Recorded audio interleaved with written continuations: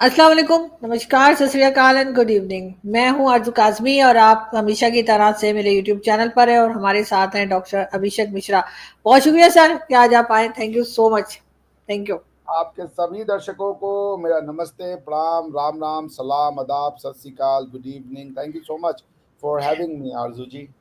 Thank you so much sir. Sir Shubhanshu Shukla, if मैं नाम ठीक ले रही हूँ, तो उनकी वापसी हुई है। क्या कहेंगे आप? हम साइंस और टेक्नोलॉजी पे भी आज बात कर लेते हैं। वैसे तो खैर हम पॉलिटिक्स पे करते ही रहते हैं। तो आप कैसे देखते हैं उनके सफर को और उनकी वापसी को?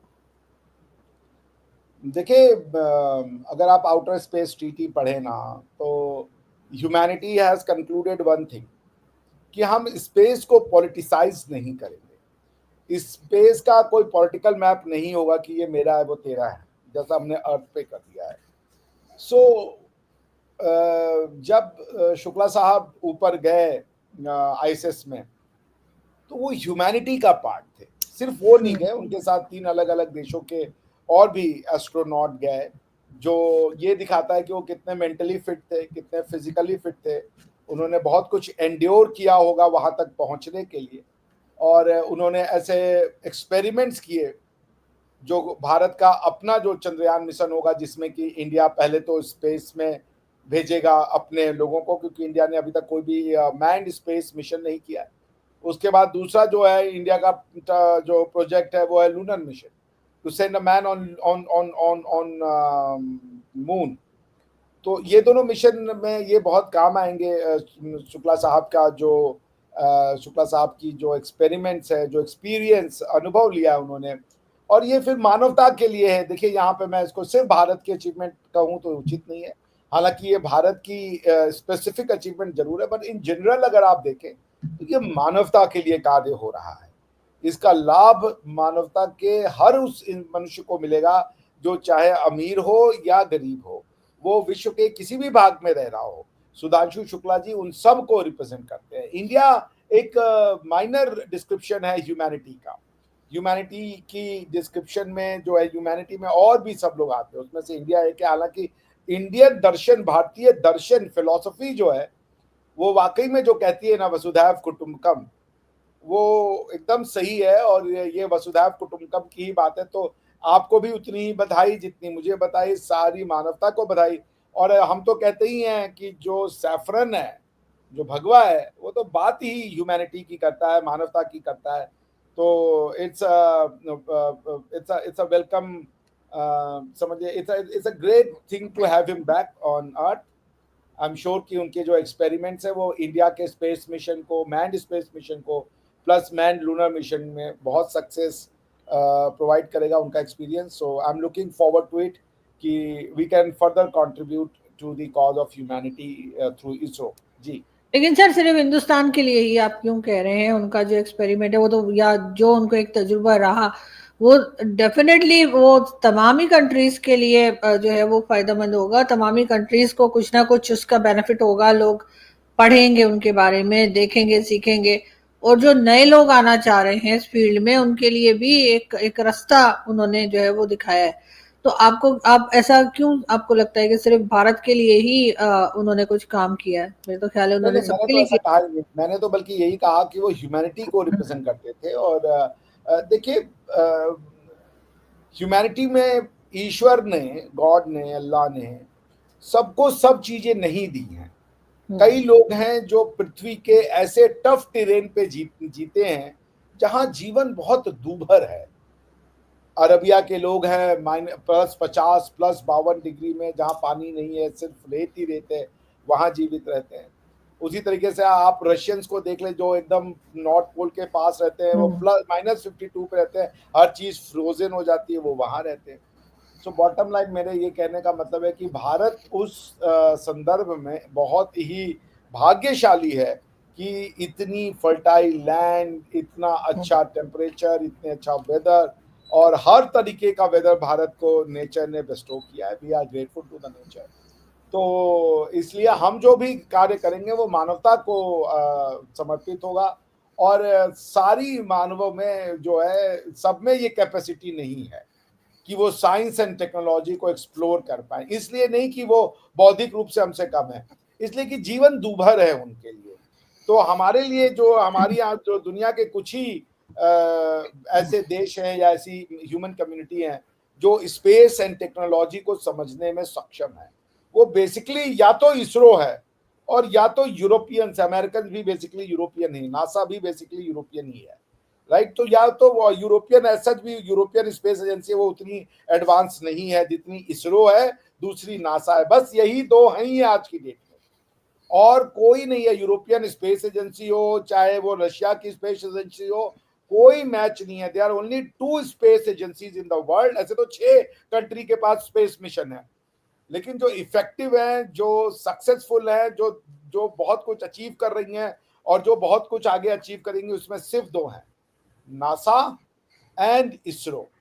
एक समय आएगा जब लोग कहेंगे कि भाई वो इसरो का साइंटिस्ट है, जैसे वो आज वो कहते हैं मेरा एक विजन है नासा में काम करना। मैं बिल्कुल श्योर हूं कि आने वाले 5 सालों में भारत का बच्चा बच्चा कहेगा, विश्व का बच्चा बच्चा कहेगा कि मेरी एक इच्छा है कि मैं इसरो में साइंटिस्ट बनूं।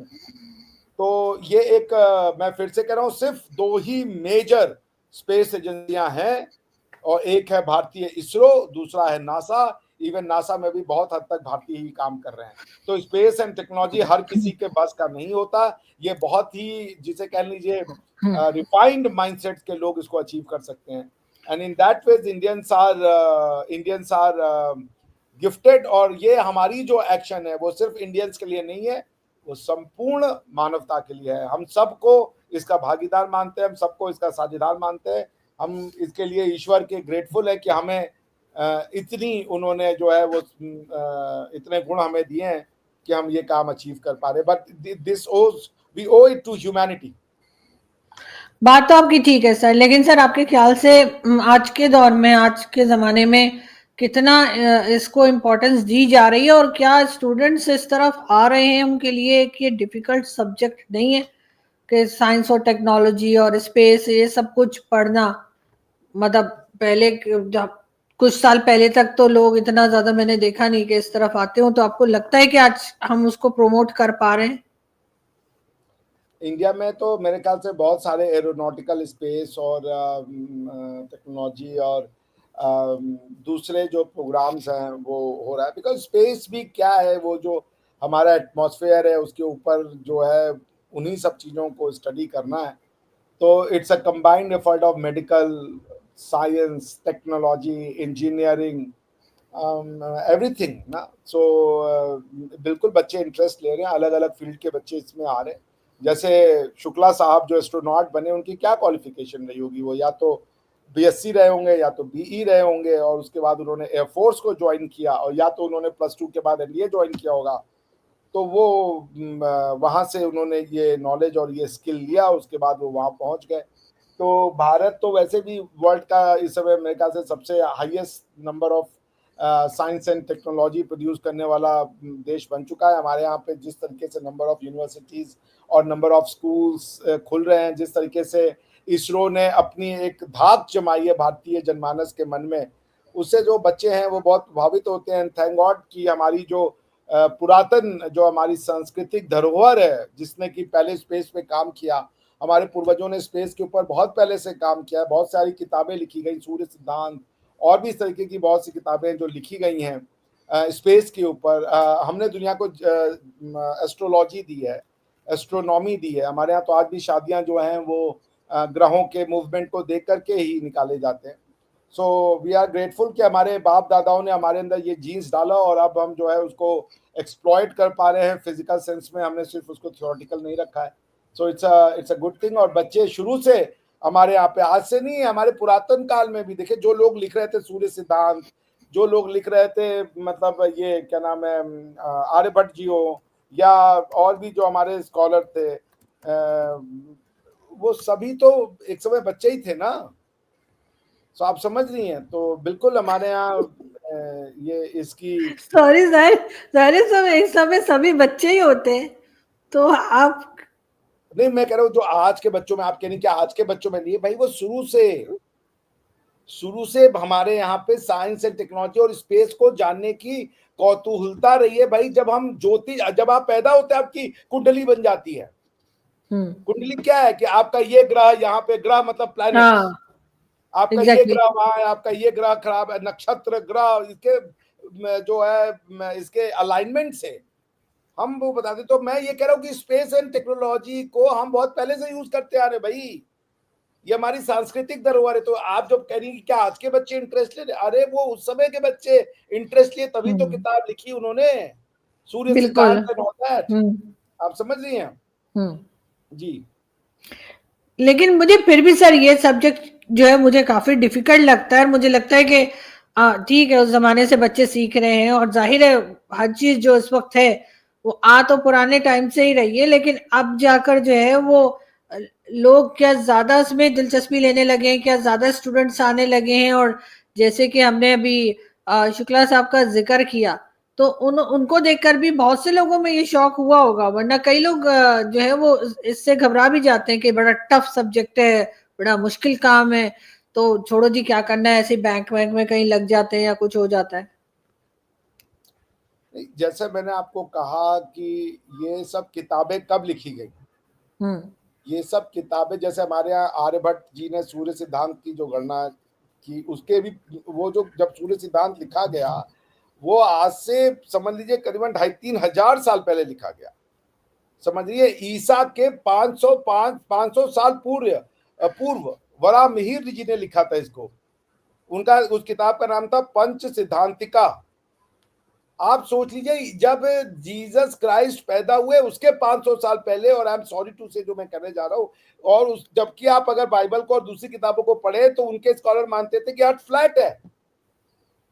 हमारे यहाँ उस समय सूर्य सिद्धांत उसके भी 500 साल पहले लिखा जा चुका था, और जिस दिन लिखा गया उसी दिन ज्ञान नहीं मिला कि आज हम लिख दिए 500 पेज की किताब या 200 पेज की किताब। इसकी ज्ञान परंपरा बहुत पहले से चली आ रही थी।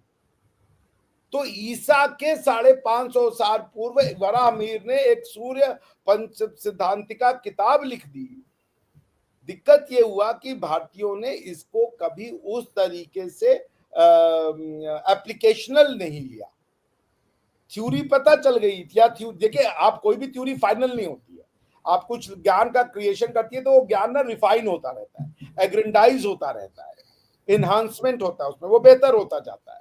तो उसी तरीके से जब किताब लिख गई तो अब उसके बाद हमें चाहिए था कि हम उसको और अप्लाई करते, मगर हमने उसको सिर्फ थ्योरेटिकली रखा। और ऐसा नहीं है कि खाली थ्योरेटिकल रखा। जैसे भारत में आप अगर मेलबॉर्न यूनिवर्सिटी में जाए तो वहां पे जो उनका सर्जरी का डिपार्टमेंट है, वहां पे जो बस्ट रखा हुआ है वो बस्ट भारत जो जिनको माना जाता है Sushruta, he was the father of surgery, father of surgery. Sushruta सिद्धांत किताब है इस देश में। और ये सब जब ईसा वो नहीं हुआ, दुनिया ये वेस्ट वाले मानते सिविलाइजेशन जो है वो ईसा के आने के बाद हुई है। तो हमारी जलती ही इसलिए भाई कि हम कह रहे हैं हम आपका बहुत सम्मान करते हैं, मगर आप हमें जंगली जब मानने पे तुले हुए हो कि ये गाय का मुंह पीने वाले लोग हैं, ये साले को कुछ नहीं आता था। एक सोसाइटी सूर्य पंच सिद्धांतिका लिख रही है आज से 3,000-3,500 साल पहले, और तुम कह रहे हो ये गाय का मुंह पीने वाले लोग हैं। जीने की इच्छा मेरी ऐसे कम नहीं हुई है सर। किसी के कहने से तो कोई फर्क नहीं पड़ता, जो लोग काम कर रहे हैं। और ऐसा नहीं है आरजू जी, लोगों ने कह के हमारे ही लोगों को हमारा विरोधी बना दिया। पाकिस्तान के लोग कौन है, भारतीय है ना, जो कश्मीर के लिए लड़ रहे, कह रहे ये कश्मीर को हम तुम्हारा हिस्सा नहीं है, हमारा हिस्सा है, चूंकि लोग मुसलमान। आपके लोग कौन है, वो सारे इंडियन है, उन्हीं के पूर्वजों ने किताब लिखी है, मगर वो अब इस किताब को अपना नहीं मानते। आप समझिए इसका बहुत बड़ा 24 करोड़ लोग अपनी चीज को अपना नहीं मानना चाहते, वो कहते हैं अब कोई और है। तो किसी के कहने से कुछ नहीं होता। अरे ये कह के कि अब तुम्हारा अपना सही था, इसको कहते कोई बुराई नहीं थी। उन्होंने सारा जोर ये लगाया कि इसका गलत है।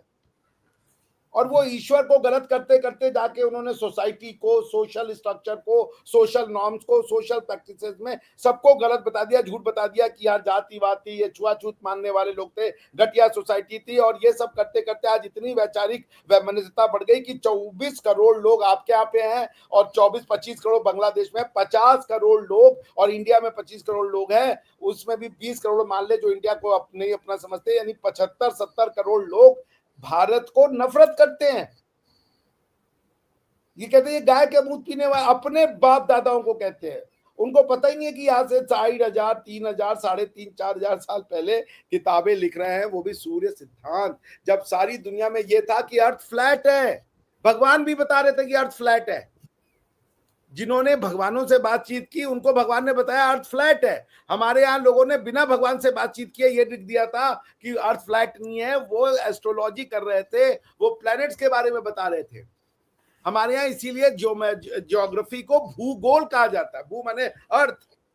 सर कुछ लोग हैं जिन्होंने बोला अर्थ फ्लैट है, तमाम लोगों ने तो नहीं बोला। इस तरह के लोग तो सर हर जगह होते हैं, 2-4-6 लोग ऐसे आपको कुछ परसेंट हर जगह मिलेंगे जो गलत नॉलेज दे रहे होंगे, गलत बात कर रहे होंगे। उसकी वजह से आप सबको तो नहीं कह सकते कि सभी ऐसा सोचते हैं। मैं आपसे वही कह रहा हूँ कि भाई सभी नहीं सोचते, सभी के पास तो सोचने की क्षमता ही नहीं होती। जो आप 75 करोड़ की बात कर रहे हैं, तो वो 75 करोड़ थोड़ी यही चीज लेकर चल रहे हैं। उनमें से कुछ ही होंगे जिन्होंने ऐसे बात की होगी, कुछ 100 होंगे, चले मैं कुछ 100 बना देती हूँ, कुछ 100 कुछ 1000 होंगे, लेकिन ऐसा तो नहीं है ना कि 75 करोड़ जो है वो इस तरह से बात करेंगे, ये सोचेंगे। ऐसा तो मुझे नहीं लगता। नहीं, मैं वो उस पर अब छोड़े, वो उस पर नहीं जाते हैं। मैं आपसे ये कह रहा हूँ कि भारत में पाई की वैल्यूज, ज्योग्राफी, ये सब बहुत पहले आ गई थी। हाँ बिल्कुल। समझ रही हैं, संस्कृत के श्लोक से बकायदा। तो अब आप उस सोसाइटी को ये कह रहे हो कि ये गाय का मूत पीने वाले लोग हैं, या ये लोगों को साइंस और टेक्नोलॉजी नहीं पता थी, इनको कुछ नहीं पता थी। तो ये सब चीजों से दुख होता है कि आपने एक अच्छे खासे सम्मानित सोसाइटी को मतलब बदनाम कर दिया। आप समझ रही हैं? मैं वही कह रहा हूँ जो आप कह रही ना कि किसी के कहने से कुछ नहीं फर्क पड़ता। बहुत फर्क पड़ता है, इतना आसान नहीं है। समझ लीजिए कि चीजों को वो रखना, सेन रखना। आप झूठ फैला करके अपने ही लोगों को अपने खिलाफ कर सकते हैं। तो इसलिए आई थिंक ये बात कहना कि लोगों के कहने से कोई फर्क नहीं पड़ता, बिल्कुल फर्क पड़ता है। और हमें कोशिश की जानी चाहिए कि ऐसी बातें जो हैं उनको हम काउंटर कर सकें, अपने समाज का सच बताएं और सबको साथ में लेके चलें। किसी को गलत प्रूफ करने का जो ऑब्सेशन है वो नहीं होना चाहिए। सब सही है ये होना चाहिए। समझ रही हैं आप? बिल्कुल होना चाहिए सर। और जाहिर है कि अब जमाना बदल रहा है। लोगों के पास अब इंटरनेट और सोशल मीडिया और गूगल और न जाने क्या कुछ है कि जिससे वो अपने आप को अपडेट भी कर सकते हैं, अपने आप को करेक्ट भी कर सकते हैं। तो डेफिनेटली उनको अपने आप को अपडेट भी करना चाहिए, अपने आप को करेक्ट भी करना चाहिए। आप तो खुद टीचर हैं, आप अपने स्टूडेंट्स में भी अगर नजर दौड़ाएंगे तो आपको कई स्टूडेंट्स ऐसे दिखेंगे जो बहुत अच्छा काम कर रहे हैं, बहुत सही सोच रहे हैं, और कई आपको ऐसे भी दिखेंगे जो जिनकी सोच शायद आप एक हद तक जो है वो गलत होगी, लेकिन उसमें आप सबको शामिल नहीं कर सकते। लेकिन आज के ज़माने में बहरहाल इसकी एक इम्पोर्टेंस है, साइंस की इम्पोर्टेंस है, और इसी तरीके से साइंस और टेक्नोलॉजी पे ज़्यादा से ज़्यादा काम होना चाहिए सर। गवर्नमेंट को भी, बल्कि हर गवर्नमेंट को चाहिए कि जब बजट बनता है तो उसके लिए जो है वो ज़्यादा पैसे रखे जाएं, ज़्यादा बजट जो है इस किस्म की चीज़ों के ऊपर रखा होना जाना चाहिए। क्या कहेंगे आप? जी बिल्कुल। बजट से तो सिर्फ मैं नहीं मानता कि कुछ होगा, लेकिन एक साइंटिफिक टेम्परामेंट समाज का अगर होता है ना, समाज अगर ऐसे लोगों को अप्रिशिएट करता है, उनको अपना हीरो बनाता है, तो फिर समाज में देखिए आपका समाज किसको हीरो मानता है वही आपका समाज बनता चला जाता है। तो भारत शुरू से हमारी ये लड़ाई रही है कि हमने भारत का निर्माण तलवार से नहीं किया। हमने भारत को बनाने के लिए तलवारों को नहीं उठाया, कोई कॉन्क्वेस्ट नहीं किया। हमने भारत का निर्माण ज्ञान से किया है। भारत की जिसने कहीं पे ज्ञान क्रिएट किया वो एक छोटे से जगह पे क्रिएट करते करते करते ये ज्ञान भारतीय उपमहाद्वीप के इतने बड़े क्षेत्र में फैल गया। उसके लिए कोई तलवार उठा के नहीं एक दिन कोई रहा कि चलो तुम हमसे लड़ लो, नहीं तो अपना नाम बदल दो, ये नहीं किया हमने। How India was constituted? India was constituted through culture, through science, through technology, through philosophy. Bharat का निर्माण ज्ञान से किया गया है। अगर बाकियों का निर्माण तलवार से किया गया है, लोग पॉलिटिकल, लोग हिस्ट्री को कहते हैं it's a story of political conquest, but India's history is not the political conquest. The political conquest means the conquest through the armed conflict or through wars. India has never waged a war to create India. Bharat ने भारत को बनाने के लिए लड़ाई नहीं लड़ी है. ज्ञान के थ्रू लोग भारतीय बनते चले गए. My right kind of people भारतीय बनते चले गए. विभिन्न प्रकार के लोग भारतीय बनते चले गए. ये सदियों में हुआ है, ये कोई 1-2 हजार साल में नहीं हुआ है. जैसे कैसे क्रिश्चियन बन गए इतने लोग, कैसे मुसलमान बन गए इतने लोग, इसकी अगर एक हिस्ट्री की जाए कि भाई आज 1.8 बिलियन मुसलमान हैं, तो वो मुसलमान कैसे बने, ये प्रश्न तो उठेगा ना, आपको उसका उत्तर देना पड़ेगा. उसी तरीके से अगर आज 1.4 बिलियन लोग भारतीय हैं, तो ये भारतीय कैसे बने, उसका उत्तर ये है कि ये 1.4 बिलियन लोग भारतीय बने ज्ञान से, फिलॉसफी से, ज्योतिष से, सूर्य सिद्धांत से, गणित से, फिजिक्स से. ये इनको भारतीय बनाता है, वेद से. तो इसलिए मैं यही कहता हूं कि जो आप कह रही है ना कि बजट की जरूरत नहीं है. आपके पास यदि बुद्धि होगी, आप कम बजट में, भाई हम तो मंगल में पहुंच गए थे उतने कॉस्ट में जितने हॉलीवुड की एक मूवी बनी थी.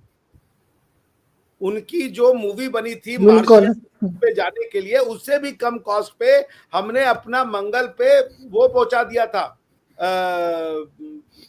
जो वो करता है, चक्कर लगाता है, सैटेलाइट. बात हम सिर्फ मंगलयान जो था हमारा, इट वाज ऑर्बिटर, वो ऑर्बिटर हमने पहुंचा दिया था. पैसे की जरूरत नहीं होती है, ज्ञान की जरूरत होती है. ज्ञान अगर आपके पास है तो आप कम पैसों में भी रिसोर्सेज बना लेते हैं. नहीं सर, पैसे की भी जरूरत होती है, सिर्फ ज्ञान की जरूरत नहीं होती है. नो, ज्ञान ही पैसा है. कभी आप इस गलतफहमी में रहिए, वरना कई ऐसे देश है बहुत पैसा है, बना लें भाई, बहुत पैसा है भाई. बहरीन के बाद बहुत पैसा है, यूएई के बाद बहुत पैसा है, सऊदी अरेबिया के बाद बहुत पैसा है. इनकी जो पर कैपिटा इनकम है 30-40 हजार डॉलर है, बना लें. पैसे से नहीं होता.